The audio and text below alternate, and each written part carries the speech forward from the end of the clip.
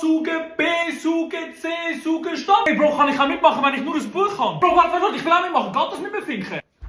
Ja, komm, fangen wir an zu spielen. Wo mein Schläger ist? Bro, das ist mein Schläger. Hä? Oh nein, habe ich nicht.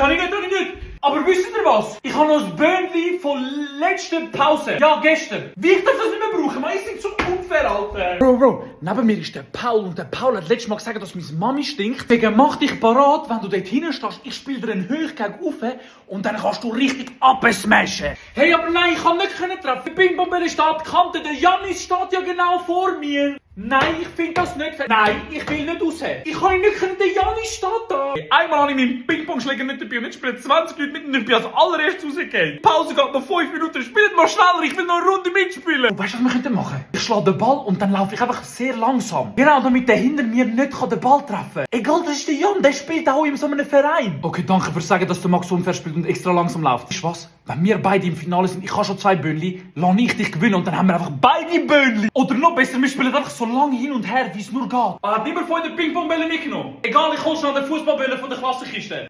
Oh nein, ich hätte nicht mit meinem Handy Ping-Pong spielen, jetzt hat mein Handy einfach einen Riss. Oh, Mami und Papi werden mich so zusammenschießen.